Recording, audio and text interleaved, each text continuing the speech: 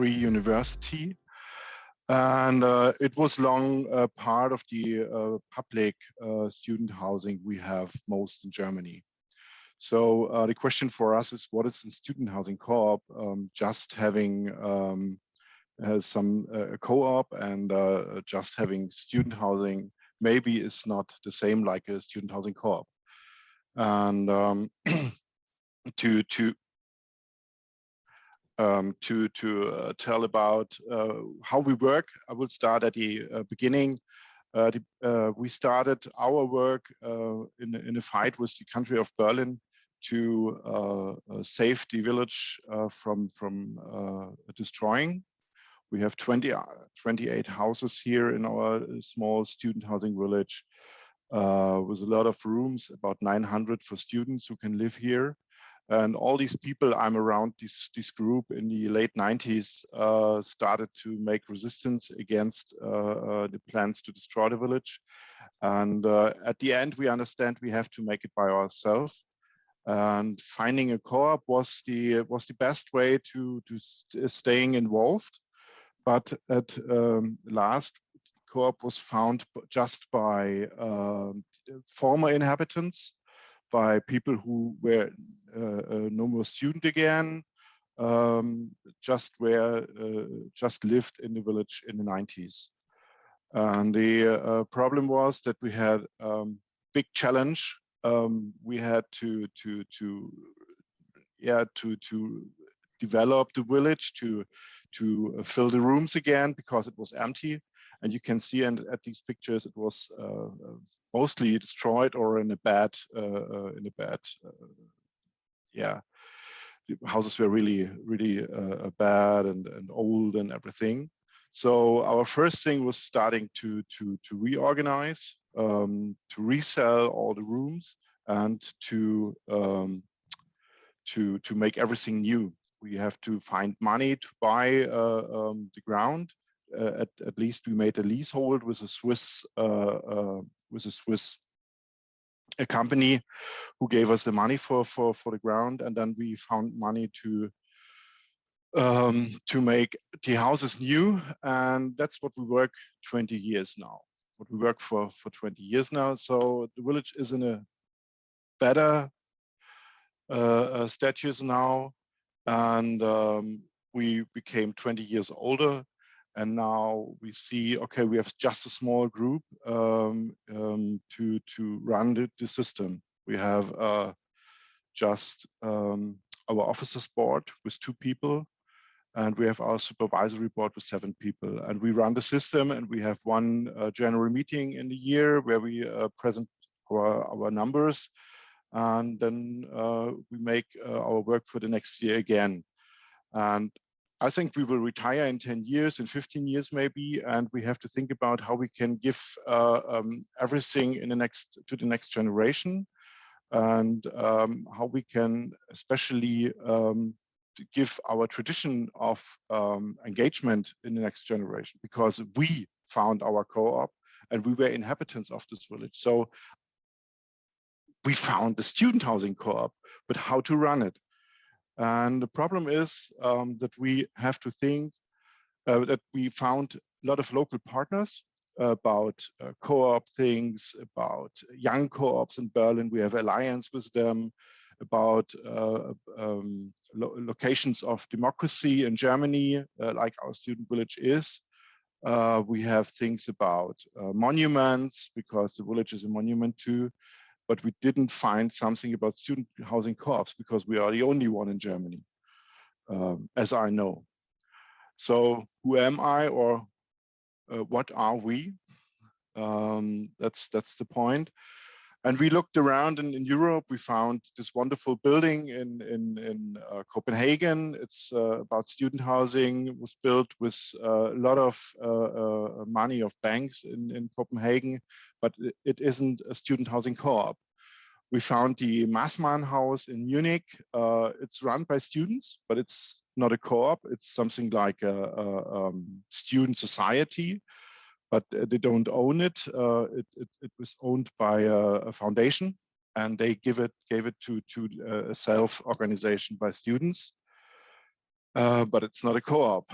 So we looked around, and we were found by a guy from Canada who visited European student housing co-ops, and he was in Edinburgh. He was here in Berlin. I don't know where he was on other places in Europe, and I heard about NASCO.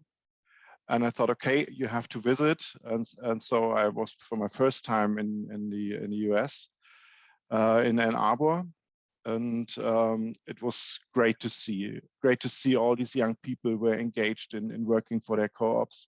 Great to see about theoretical thinking about how can co-ops work in different kinds of organizations. Great to find all these people who are really into co-ops, younger ones on the right and older ones on the left. And great to see just one co-op I visited in Ann Arbor with all these nice and friendly people. They live together, cook together, eat together. And 1 year later, I was in Austin again. There I met Scott. Like you see on the flag, he's an English guy. And so I know about student co-op homes. And we were there, and yes, jealously is also one point to see you can have an organization where you can learn, where you can share things you learned before, and to give it to all the other people who wants to know about, who wants to work with. And maybe, and that's one point at NASCO I like really, is to give financial help to find more co-ops. We are not at this point, but maybe it's if we can come together here in Europe, it's then a last step to make something like that, so that we not only have a little social life here in our village, we have a real co-op life with all these people who live here. And maybe with international help, we will get it. So thank you very much.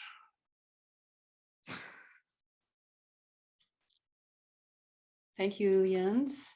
And now we will move on to Scott in the UK. Yep. I'll just get my presentation loaded up. Should be loaded up, everyone can see. Okay.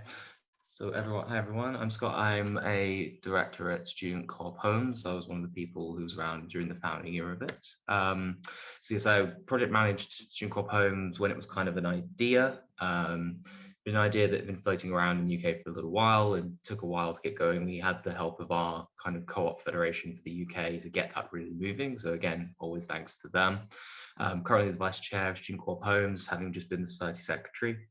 I also was involved in founding the Nottingham Student Housing Cooperative. I'm involved in a couple of other cooperatives there.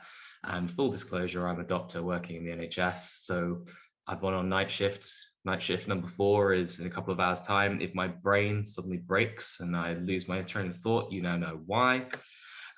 So what is Student Co-op Homes? So Student Co-op Homes is our UK-wide co-op, secondary cooperative or federation, controlled by the student housing cooperatives and investor support members. So we have a multi-stakeholder structure, which differentiates us a bit from other types of housing organizations in the UK, but also kind of comparison internationally. But essentially our aim is to really enable and scale up quite a young student housing cooperative in the UK. Have to make a shout out to our members, and including the ones who invested in us and got us money, which has helped us to get to the point where we can start acquiring some properties on behalf of our members. So what we do, primary purpose is really property acquisition, development of our existing members, and again, physically scaling up our members. And hopefully we can build up more support, training and other services, but this is something we could do on a pan-European basis. You know, it's something we must do. So why was property our main aim? Why did we come into existence? Essentially, yes, as these points say, there's no dedicated student housing co-op based finance in the UK. You basically have to work your way through normal forms of loans. we still, even now, have a relatively short financial track record as a movement in the UK. The first student housing cooperatives only got into properties in 2014. It's not very long ago. Many people from banks look at a bunch of students turning up in their bank offices and asking for mortgages and kind of laugh them back out the door. So we needed some kind of body that gave them some legitimacy and showed that there was a long-term thinking, not just a few students who'd be there for 2-3 years and then who's paying the mortgage. And another primary thing is people were interested in student housing cooperatives in the UK where there was a structure that shared risk. And so that was another thing that was important. We were centralizing and sharing our risk. So how do you overcome all of those basic problems? Federation, basically. And that's what we bring to the table. Is our experience has been strongly led by federating with each other. And this is a very basic model of how our money flows inside of Student Co-op Homes, where in essence, Student Co-op Homes aims to own its members' properties. And by doing that, income can be used to provide support, can be used to provide better financing or financing at all. And we can kind of grow on a UK-wide basis. But it's kind of important and relevant to this that, you know, international and national co-op stuff in the broad sense has been part of our DNA for quite a while. And I'll just quickly run through some of these images. So on the top left is Sean. Sean Farmello was one of the founders of the Birmingham Student Housing Cooperative. And that's Sean actually visiting NASCO members far before Student Co-op Homes existed, before any of the UK student housing cooperatives existed. So there's kind of this cross-fertilization of these co-op ideas have been happening for a while, and they've been happening kind of organically and a bit chaotically. And so, yes, we totally ripped off NASCO and decided we'd want a bit of that. Picture in the middle is the only picture I have of Jens's face from visiting NASCO Institute, and it's the back of his head. My bad. That's visiting Helios Co-op in Texas. Great house, amazing house. Cooperatives UK, I have to give them the credit for helping us get our idea off the ground. In the bottom right is Tristan Lang, so that's who Jens was referring to, who went and connected all the European cooperators and made us aware that each other existed. And more example of how US co-ops have influenced us is Glasgow Student Housing Cooperative's logo. So it was partly founded by a member of one of the Austin-based co-ops in Texas, and you can see the Twin Pines put in their logo, and that was done deliberately by that person as a kind of a little stamp of the fact that the US co-ops had some influence on that organization. In 2019, just before COVID, and everyone remembers when that wasn't a thing, I met Jens in NASCO Institute and presented their Student Co-op Homes. Around that time, we were raising money. It was a great event, a lot of learning opportunities, a lot of kind of basic solidarity between the co-ops, a lot to be inspired by. We've always done very small gatherings in the UK. You know, I would certainly aspire for either a European basis to have something like a NASCO Institute. That would just be my little comment. But also I do make the aside of, but as Jens referred to, why did it take a Canadian traveling across Europe to make the European cooperators realize that each other existed? And I think it boils down to a fundamental point that yes, you can have this chaotic form of cooperation and awareness internationally, or you could structure things in a sensible way so people can meet each other and share their experiences. Just a few things about how cooperation benefits some students. These are some quotes from our members. I'll quickly run through some. So yeah, many people talking about the amount of skills they learn by running their co-ops, and they basically can do anything after they've lived in a housing co-op. And also the benefits to them about community in their life. So example, meal planning for people who were on medication for various reasons was something really useful. That building and structuring of intentional community was really useful to them and people's general health and physical and mental health. And also the state of UK housing is pretty dire, especially for students. You know, we actually look after our houses and look after each other in them. And we'll make improvements to them. We want them to be nice places to live now and into the future, versus the current situation where, as this quote says, landlords basically lie, extract a lot of money out of people for all kinds of dirty tricks. And it was a lot of this was what has inspired Student Co-op Homes, the student housing cooperative movement in the UK, to come into existence anyway. And also there's just the financial benefit of running our co-ops at scale. So this was the 2018 figures for the Edinburgh Student Housing Cooperative versus the other providers, and it shows how much they were undercutting and how much extraction was going on off of the back of students. And when you think about what that means, practically that's mental health being affected by the stress of paying. It's exclusionary, so people can't necessarily afford to get into education, and this is becoming a bigger issue in the UK. And Also, I should say that includes their utilities. So it shows just how much they were undercutting their competitors. The Edinburgh Student Housing Cooperative has always had the problem of having more applicants than rooms, not the other way around. And so this has obviously been something we'd want to expand, have more of this elsewhere. So how European collaboration will benefit our organization is, we want to share our experiences and also receive experiences from other people about how they've done things. There are organizations that are older, more experienced. Why make the same mistakes? Learn from each other. Share our knowledge, share resources. Jens speaks about that desire in the Studentendorf to put the students more in control and transfer from one generation to another. We could support that work, so could NASCO, that kind of thing. And yeah, I think this developing pan-European collaborations, maybe financial, maybe training, really exploring that, I think is exciting to our organization. And we want to inspire others and be inspired by others. And in terms of how it benefits individual students, I think this is the other part we'd always have to come back to on pan-European stuff, opportunities to go abroad. So that obviously is just about maybe hosting events, maybe one year at the Studentendorf, maybe the SIG, wherever. So having the opportunity to travel and meet other cooperators, but also setting up structures that allow people to exchange. So like if we have members from our student housing cooperatives that want to go to Studentendorf, that could be actively facilitated. Other way around, we could explore these things. The UK is no longer part of Erasmus outside of Northern Ireland, which is a point of real contention here, and it's really stupid. But there are still opportunities to study abroad, and we should make these things happen. Again, me and Jens went to NASCO and have learned a lot and brought things back to our co-ops. Many people commented that they've done that many years with NASCO Institute. There's clearly an opportunity in Europe to do that as well. And benefit local co-ops and share good ideas. And also, thinking about long term, we're also going to be creating a new generation of cooperators, because people will have lived cooperation in these organizations. And so it makes sense that, we'll be facilitating cross-European networks of cooperation. So that's only going to benefit co-ops in Europe in the long term, and maybe create more co-ops, which is what happens in the UK. Many people who have been in our housing co-ops go on to create new organization and just be inspired, which I think is what I would certainly comment going to NASCO Institute did.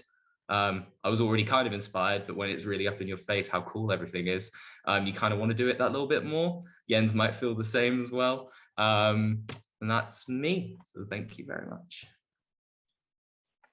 Thank you, Scott. I love how the logo was influenced by NASCO, like that goes really deep when it makes it into the logo, and it also, like the power of just one person reaching out and doing all this outreach, and the impact that that's had is also, quite impressive. So thanks for sharing that, Scott. And now we will hear from Bronwyn from NASCO. Welcome, Bronwyn. Hello. Yeah, as we mentioned, I'm from NASCO. My name is Bronwyn, and I'm NASCO's Director of Community Engagement. I'm also an alum of some NASCO member co-ops in Austin, Texas, where I lived when I was a student. And I want to just talk a little bit about, some of the really tangible benefits that we've seen in the US and Canada from forming an alliance or a federation, and also kind of how those could be brought to a European context.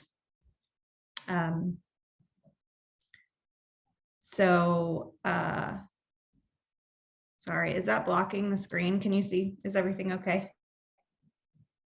Okay.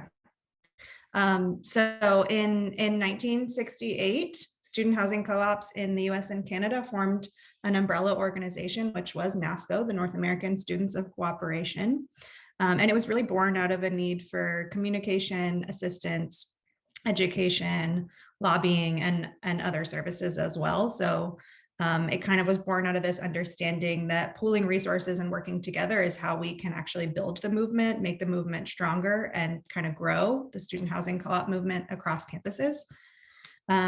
So we've kind of grown in scope since we were formed, and we don't serve only student co-ops at this point, but we still serve student communities, and we still foster that connection amongst the student co-op community And we now have about 40 member cooperative organizations that represent over 4,000 individuals in the US and Canada. And as you can kind of see from the pictures, they range a lot in size and, you know, demographics and in how they operate. So there's a lot of different things to learn from the different models and the different ways folks are doing it across the country in the US and Canada. Jens and Scott both mentioned NASCO Institute. It's short for NASCO Cooperative Education and Training Institute. And it's our flagship program where everyone from the Alliance is invited to get together in one place or online if necessary. And we have power building caucuses, we do workshops, panels, roundtables, social events, skill shares. And we also just like invite a lot of peer knowledge exchange. So we invite folks to kind of share whatever comes up at the event. And this event has happened every year since 1977. And it's really a place for education. And as Scott mentioned, inspiration is really a big part of it. So it's really a place where people get inspired and motivated to learn from one another and to maybe then present the next year to come and share what they've learned. And it's kind of widely recognized as one of the most important training and networking opportunities for members, directors, staff, and managers of student housing cooperatives in the US and Canada. Other benefits of like around knowledge exchange include like the work that we do year round. So NASCO Institute happens once a year, but then throughout the rest of the year, we're also facilitating that knowledge exchange, which is one of the biggest parts of being part of the organization. So that knowledge exchange happens in the form of, you know, posters that we mail out to different co-ops, handouts, templates like template policies, practices, systems, et cetera, that are developed from different co-ops within our network, workshops that we offer year round. We have a free resource library on our website that any co-op can access, and they can download these templates or posters, print them out, hang them on the wall, share them with their members, customize them. We also host regional events or help our members host their own regional events, webinars and trainings. We also have an internship network, which is kind of some of that knowledge exchange that Scott was mentioning, where we kind of we facilitate sending co-opers from one co-op to another co-op across the country to work for them over the summer, and they can share stuff from their co-op and then bring stuff back afterwards. And then just kind of also those organic connections that happen through all of these events and through all of this knowledge exchange kind of helps to facilitate that continued sharing. And then another kind of key way that knowledge exchange benefits the co-ops within our network is through developing best practices. And NASCO can kind of support that work of kind of developing sector-wide practices and best practices. So each co-op doesn't have to reinvent the wheel. And as an organization, we can also share best practices with, you know, if a European student cooperative housing organization were to form, it's the same situation where NASCO can share our best practices as a larger federation. So again, not wanting to reinvent the wheel, but to continue to, you know, push cooperation forward in whatever way we can. So building on each other's successes and missteps. And again, like best practices can take many forms, but of course, again, we can develop things like shared templates, like you could see on the slide, working on NASCO trainings, written resources, things like that. Another key and really tangible benefit of aligning, uniting, federating, whatever you want to say, is leveraging finances. This is a huge practical benefit. An example from NASCO is we kind of developed another organization that's an arm of our organization, which is called NASCO Properties, and it was formed specifically for property holding and property management. So NASCO Properties owns co-ops, and then it uses the equity from the buildings that it owns to provide collateral and equity for new groups that want to own a house. So NASCO Properties currently owns 16 properties across the US and houses around 250 members. And other ways that this works within our leveraging finances works within our network is through our membership dues structure. So our membership dues actually fund our development program. So through membership dues, we are able to provide free and below market rate technical assistance to startup groups. And that includes, working with banks, incorporating legally, purchasing property, real estate projects, all sorts of things. And then another way that leveraging finances can work as well is just through those connections that are made within the network. So sometimes it's just one co-op supporting another through the network. So for example, we had one co-op that leveraged one of their buildings to allow another member co-op to purchase their new building. Or we had an instance where a group of co-ops came together to support a co-op that lost its bank financing after construction was started so that they could see through the project. So these kind of connections that are made within our membership are an important way that having those connections can support leveraging finances to grow the cooperative movement and to expand cooperatives, student housing cooperatives. Another benefit that seems really relevant right now is resiliency. This has been something we've seen a lot playing out during the pandemic when the co-ops within our network quickly adapted, and they were immediately sharing policies and practices and guidelines as they were developing. So it's kind of that rapid response. And again, it's like not having to reinvent the wheel. It's saying, okay, we just worked really hard to develop these guidelines around, what kind of procedures we're going to put in place at our house. Here, you can have them too, and you can customize them for your members. So kind of eliminating having, that really hard, stressful, challenging work having done by everybody at the same time. We can do it together, and that makes us a lot more resilient as a movement. We also NASCO just released this health of our sector report based on interviews we held with 29 co-ops. And again, this is just a way for us to kind of have this larger perspective, this sector-wide perspective that allows us to determine where we need to grow as a movement, kind of where our areas of growth are, where we're challenged and where we're strong and what we can build on together. And then the last benefit I want to talk about is just community. We recently did a member survey across our entire membership, and respondents reported that one of their most valued aspects of being part of NASCO was just the sense of community. So that's a huge thing for members, and it ties back to that inspiration piece. Student housing co-ops are still, a fairly niche student housing experience here as well. So being part of a large network of peers who are also invested in their co-ops is, one of the main benefits of coming together and being able to share this experience together and to grow the movement that we shouldn't overlook. Okay, that's it from me. Just wanted to share my email address on the slide. I can also drop it in the chat, and our website there at the bottom. Thank you. Thanks, Bronwyn.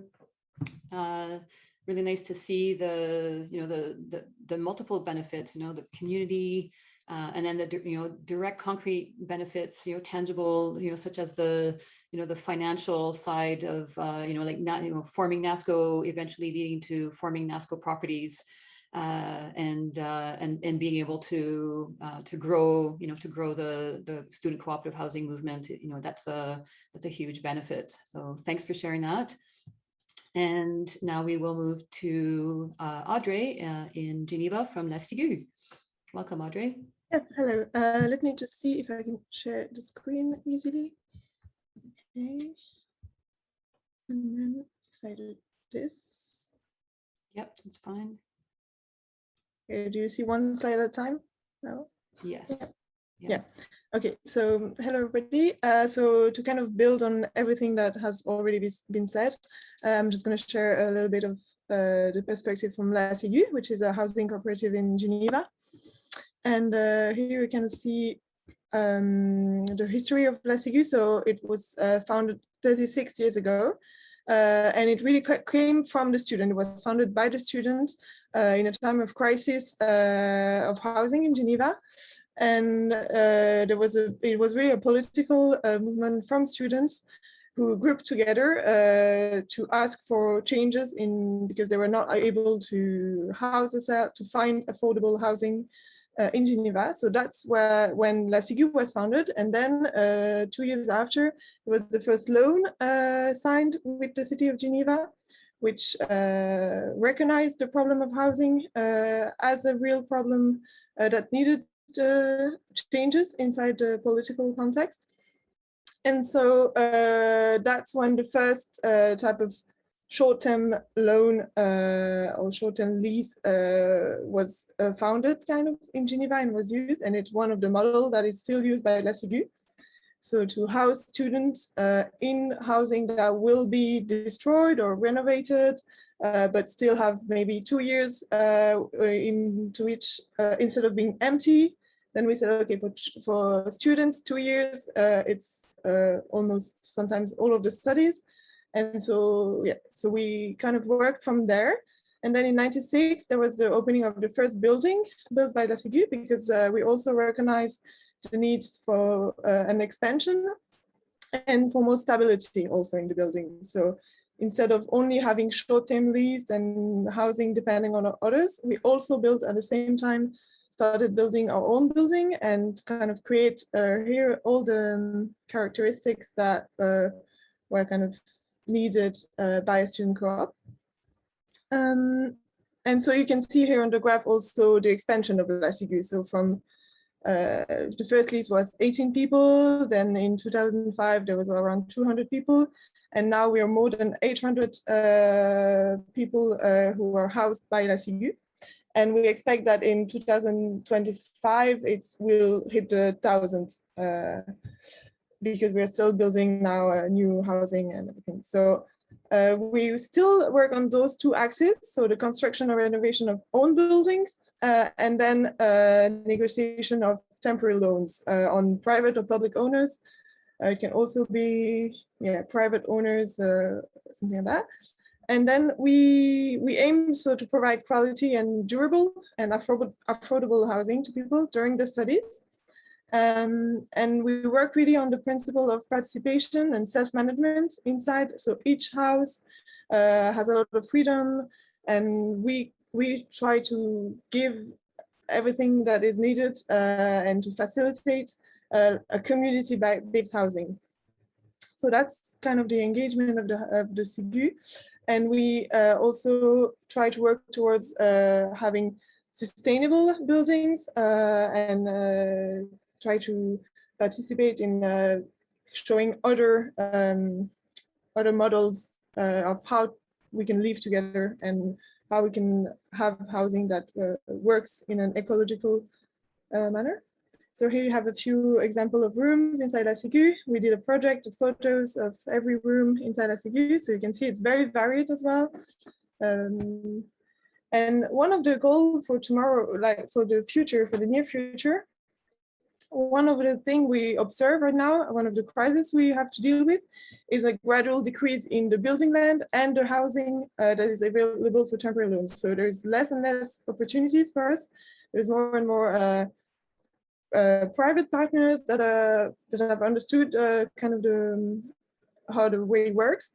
And one of the paths that we are trying to work towards right now is seeing how we can maybe transform the empty office spaces, which is a lot of, there is thousands and thousands of square meters in Geneva, but around the world. Can we make that work to create community housing for students? And how can we adapt and find construction projects? So this is one of the kind of the dream maybe of La Ciguë in the near future, to kind of develop that and see how it works. And for that, we did an experiment last year. So it opened in March. Here you can see a few of the construction process. So in March, we had the grand opening, and it's an old, not an office space, but yeah, a fabric of something. And now there's 4 people who built kind of their own housing modules and kind of their own modular housing inside that space, and have a huge also shared space, and experimenting living there and seeing how it works. And it's projected for the moment. We have only one example, but we would like to kind of see how that can expand and also be brought to other student corps, other countries, and see kind of how we can exchange on those subjects.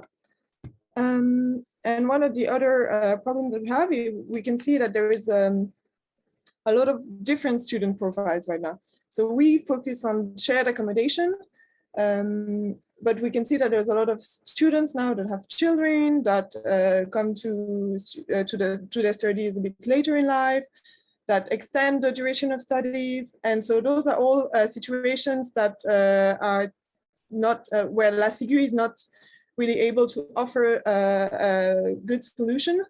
And so we want to see also how we can expand a bit our understanding of what is a student, how do we house students right now, and see also how we can collaborate. And maybe La Sigue doesn't have to cover everything, but maybe build other cooperatives. And there is one that is being that has been created, or that is in course of creation from La Sigue right now, which focuses on a cooperative that focuses on housing people who just finished their studies, because we can see that people finish their studies and when they have to leave La Sigue, and then it's a big jump in price and it's really hard to find housing. So we can see that we can't answer to every part of the housing crisis that we face right now in Geneva.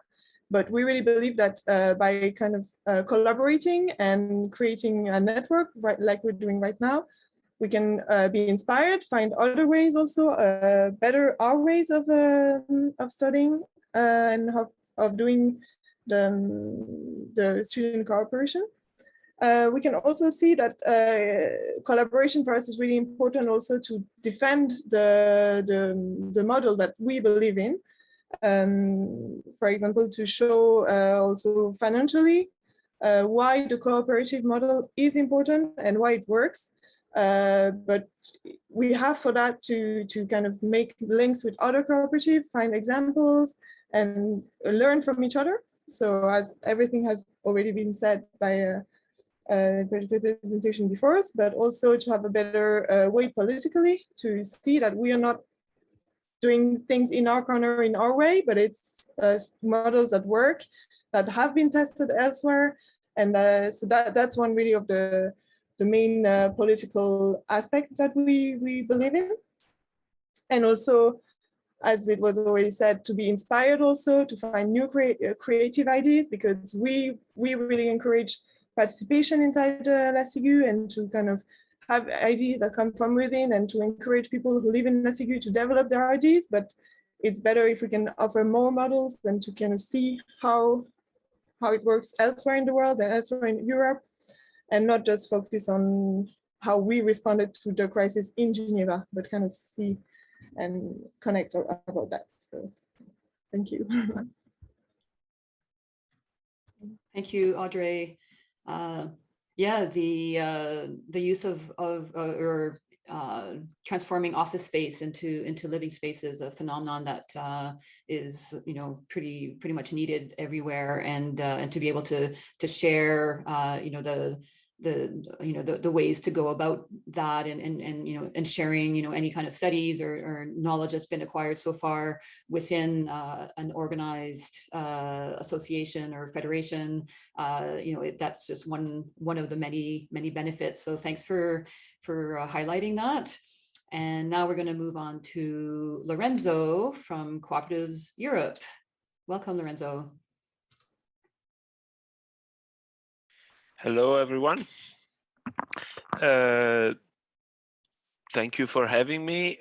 Cooperatives Europe, to be super short for those that don't know us, is the regional office for Europe of the ICA, the International Cooperative Alliance, but it's also an association by itself funded by the European cooperatives, and it's the intersectorial representation. So we work with all the sectors in cooperation, past, present, and we try to work also with the new cooperation, the future sectors that emerge.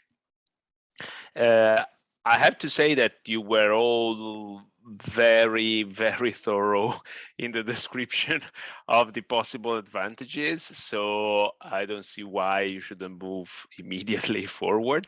But if I can chime in a bit on this, I agree with everything you said. I would like to especially underline the European aspects of what a more structured networking between cooperatives in this field could do. We have to consider that the EU and the neighboring countries most of the time are all involved in different programs that have relative funding.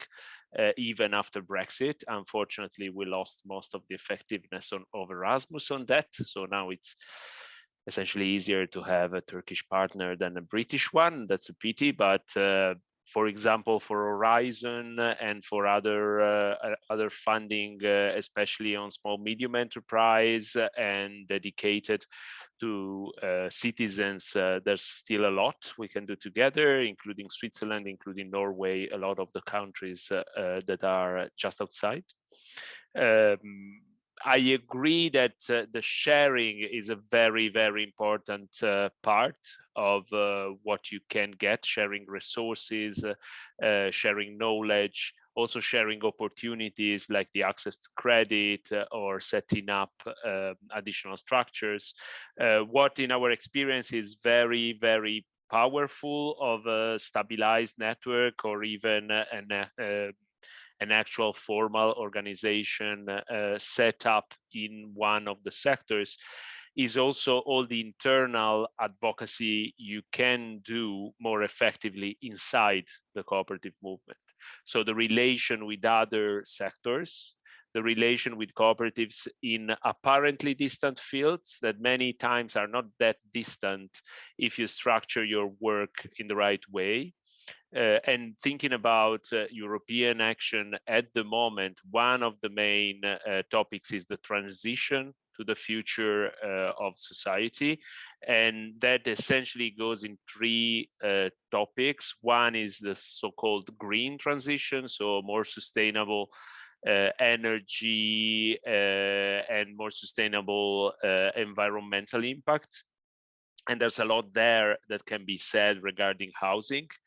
Then there's the transition to a more digital society and the transition in the city life. So the whole post-pandemic, which actually is not only the post-pandemic, but it was already a topic before 2019, but accelerated very fast in these 2 years. And for the first time, coming a lot from experiences in cooperatives, now one of the words that is used a lot by the Commission is proximity, especially proximity services. And many of those experiences come from either city planning, like the 15-minute city in Paris and in Barcelona and other theories, but also a lot from the proximity services that especially social co-ops in Italy and Spain experimented for many, many years in small communities. Those are being translated into city life. So proximity is going to be one of the main topics in the near future. It's also something that is referenced in the Social Economy Action Plan, which for the first time is an actual document, very well structured, that talks about the social economy from the perspective of the Union. So all of this, it shows you that there are some things that move in the direction we would like to, but we have to be always vigilant and always present. So to be federated or associated somehow and managing to have a critical mass to influence these processes is very important now more than ever. In a way, it's easier because the digital technologies put all of us together easily. But at the same time, it makes the level of noise, all this technology, communication technology, raised the level of noise. So everyone can be more represented, even when they have nothing to say or nothing as important as many of our experiences in the COP movement can be. But for sure, you can have a much better impact on advocacy. On this, to give you a couple of examples, I can tell you I think the most successful experience in recent years in Europe, there was the building of the RESCOP, the Federation of the renewable energy cooperatives around Europe. It started mostly with the cooperatives in the Benelux area, active in the renewable energy sector, a lot in wind powered energy. They started to have a working group on the topic, and from that stemmed an actual organization. Now they are the main representative organization for that sector, not only in co-ops, but also in energy communities around Europe. They managed to win a very important project with the Commission. They are representative not only of their business model, but the actual field they are in. And that is a very important experience to look at. You can reach the website at rescoop.eu,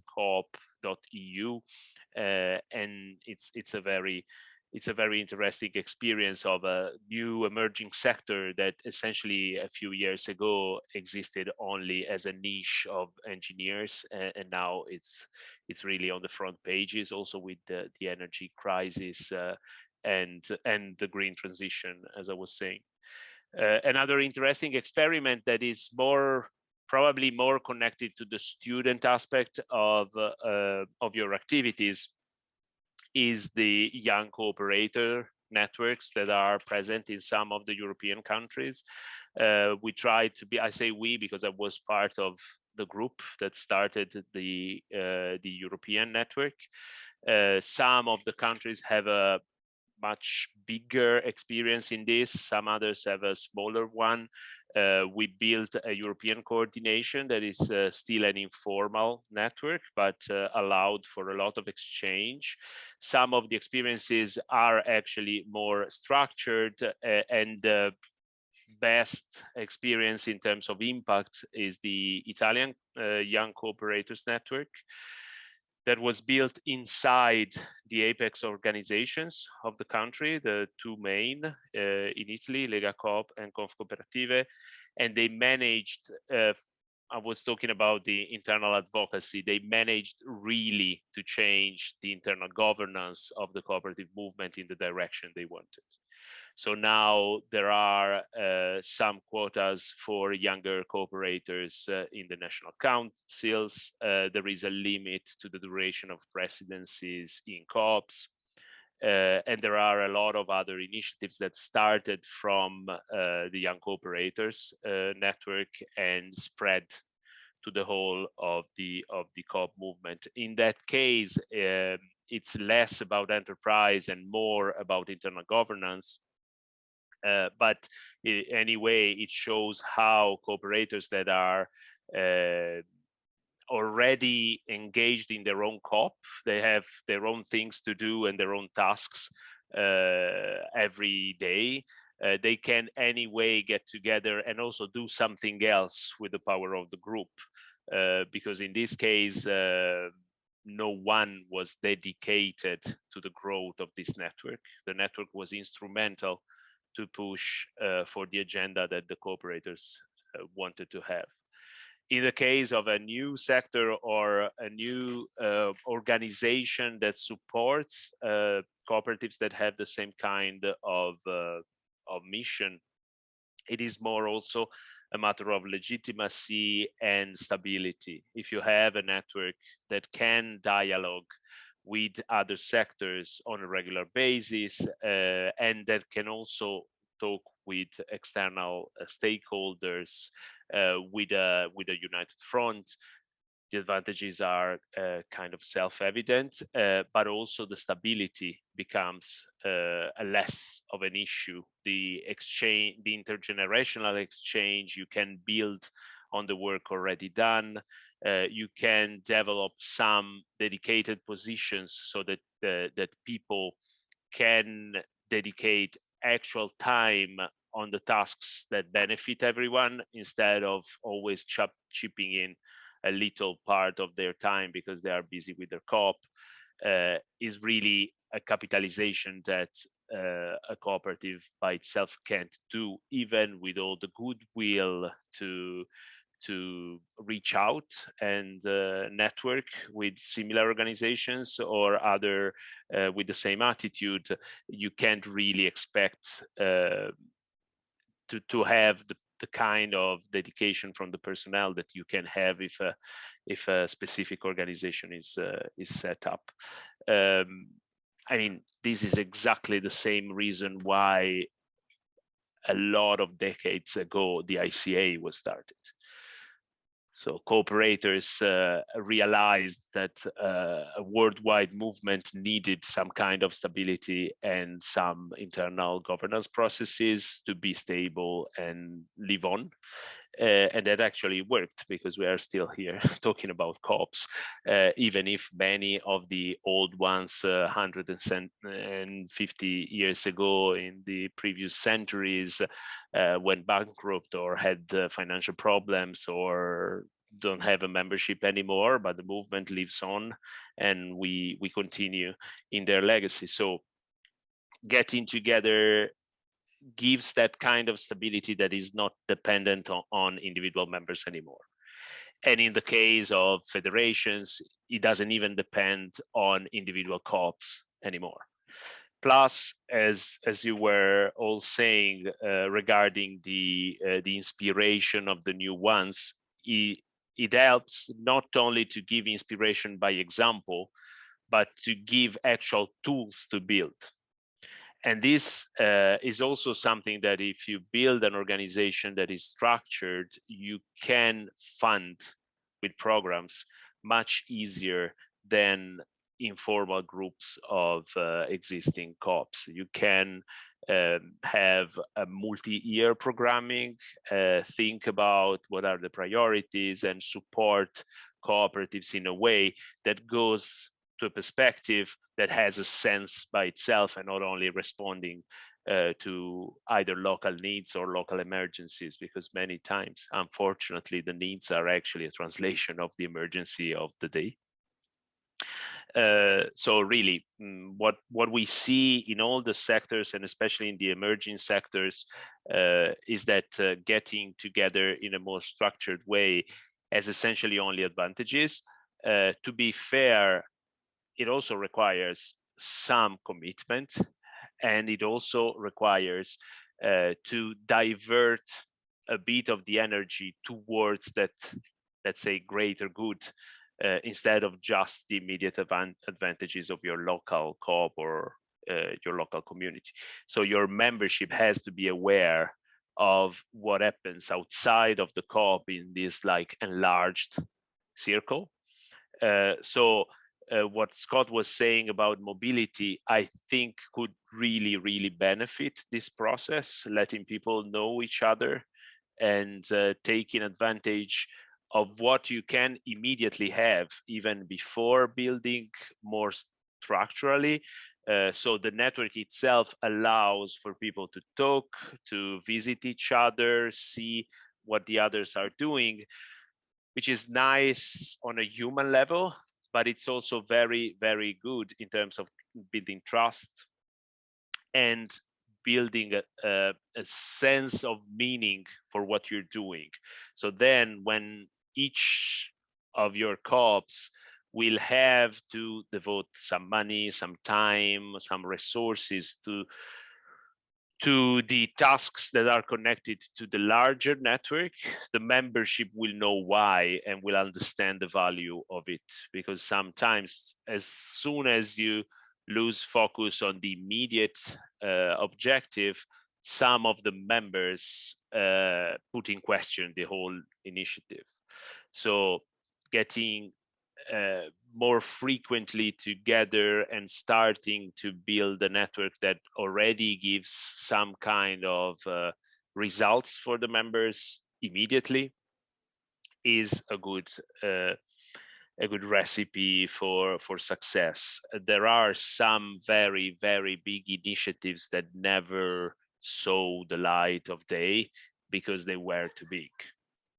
The idea of merging together like 3 sectors because of the affinity and starting to build foundations or other kinds of very big legal structures, sometimes it just doesn't happen because it's too much effort and no one sees the advantages of the final result in a reasonable horizon of time. So going step by step and letting the membership know each other since the beginning is probably the best choice. That said, we are here. If what you want to do is Europe-wide in scope, at least in a part of it, we are totally available for you.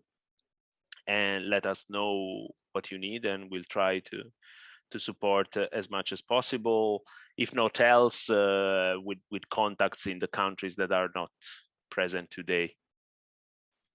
Thanks a lot and good luck. Thank you, Lorenzo, for all of your insights and inspiring words, and appreciate you making the parallels with Res Co-op, for example, the energy co-op sector, which is relatively new and has grown exponentially in very little time. So I hope that the same will be happening to the student housing co-op movement. And I also appreciate what you were when you were talking about the proximity, that concept, and and that applies to to education as well. And having the proximity of housing to where students are going to school, and the affordability aspect of it as well is it's very applicable to this situation. So we're a little bit over time. Hopefully people can stay with us a little bit longer. We're going to move on to Leah, who's going to provide, before we do that, does anyone have any questions for any of our speakers? If you want to unmute yourself and ask a question, or if you prefer to put it in the chat. If not, we'll move on to the conclusion. I don't see any hands up. Let me just double check. Nope. So Leah, would you like to provide us with a brief conclusion? Yeah, sure. It will be brief, as I think Lorenzo already gave a quite good conclusion. Yeah, just to say that the whole discussion resonates quite well with Urbamonde's activities. So Urbamonde is a Swiss and French NGO, and we work in the field of right to adequate housing, promoting community-led housing models. And part of our work is to support the development of networks and federation, and we see many benefits in it. And I think this was quite clearly exposed today through all the interventions. We saw that federating allows to bring together voices and to join forces too. I think Bronwyn said we're stronger together, which is a bit the motto of a federation.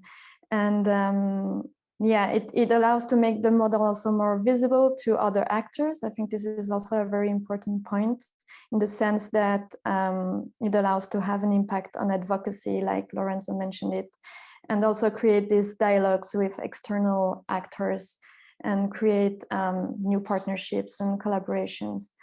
And then there is the whole aspect on experience exchanges and knowledge also. I think it was underlined how important it is to learn from each other, and how a federation can actually allow that. And then also the whole aspect when coming together, it gives also more inspiration and brings at the end the possibility to create and develop tools to scale up the cooperative models, and in this case for the specific population of students. So be it financial tools or technical assistance and trainings tools, but also solidarity mechanisms. We saw that during crisis, having a strong federation behind brings also a lot of help and possibilities to cope with it. And I like the idea also to bring some perspectives of what federations could also bring, in this case, like opportunities to go abroad or build new students networks, and overall to bring new generations in the discussion of the housing cooperative model, as I think Jens mentioned it, how to hand it over to the younger generations and bring new energies into the debate. I think this would also be a good way to do it. So yes, I agree also with Lorenzo that all the inputs today justify the creation of a federation, I think, and that yeah, the next steps will be to define how to structure it. Well, that's it. I hand it over to you, Julie. Thanks, Leah. So I'm going to just plug an event that is connected to what we're doing today. There's an international cooperative housing symposium taking place in September in Zurich. This is the second time this is being held. It's an opportunity for people working in the field and for students, for urban planners, for politicians to gather. And the theme is growing the movement. So we recognize that the world needs more cooperative housing, and cooperatives play a vital role in making our cities green, equitable, and community-led. But there's more people in need of housing than there are housing co-ops. So that's why we need to grow the movement. We want to share our successes, our stories, so that more cooperatives worldwide can offer inclusive, safe, resilient, and sustainable housing. So that's the first part of the symposium. And the side event, actually, first I'll just go through this slide. So as I mentioned, it gives the opportunity to practitioners and policymakers and researchers to network and have conversations about evolving issues, how best to tackle them, and explore new tools and how we can work in solidarity. More and more people are looking at cooperative housing as a solution to rising land and house prices, gentrification, and scarcity of housing. So we'll explore tools and programs that facilitate cooperative housing development at local, national, and international levels. We'll also look at the role of government, technical advisors, and civil society in facilitating access to these tools. And on to the next slide. So the following day after the symposium, we will have some site visits in the morning, and then in the afternoon, we will focus on the student housing co-op aspect. And we all know that finding affordable housing is one of the biggest challenges of university students. And the housing cooperative model has proven to be an interesting alternative to the traditional housing market for this population. And we've heard of all the benefits from our speakers, where co-op housing offers affordable rent, good living and studying conditions, an enriching experience in relation to community life, and opportunities to work in solidarity and to help one another.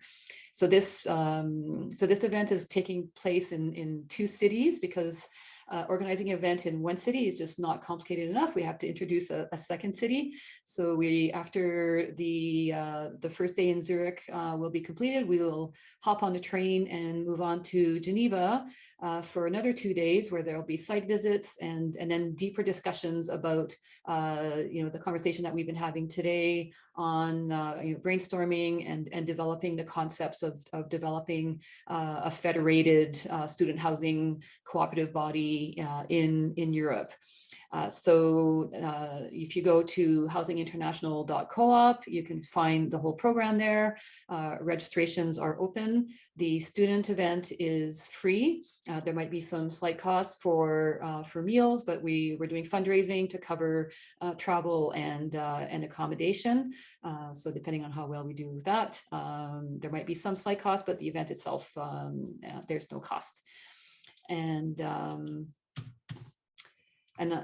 just to plug some of our resources, we have a video series on our YouTube channel that covers all the different elements of cooperative housing. So we have 11 videos in French, English, and Spanish on information that explains the benefits of cooperative housing, the sustainability aspect of it, what is co-op housing, and who is it for? So there's a whole element, and then we also have all of the webinars and events that we've recorded on this YouTube channel. And lastly, you can sign up to our e-bulletin, and you can also find us on social media channels. And we also have a podcast called Co-op Conversations, where we interview people that live in housing co-ops and also practitioners and people working in the co-op housing field to basically provide an overview of what it's like to live in a housing co-op, and then also an opportunity to share some best practices from some of the practitioners. And we're up to 12 episodes now, and so far most of them are in English. We have a couple in French, and hopefully we'll be adding some in Spanish in the near future. So that wraps up our webinar for today. I'd like to thank everyone for joining us, and we hope to see you in Zurich in September. And if you have any questions, you can reach out to us at Cooperative Housing International or any of our speakers. I see that there were a lot of contacts that were exchanged. And if there's any questions that haven't been answered, we'll address them as best as we can via email. And then if you know anyone who's interested in watching this, we'll have the recording available on our YouTube channel. So thanks again, and enjoy the rest of your week. And we hope to see you soon. Bye, everyone. Ciao. Thanks, everyone.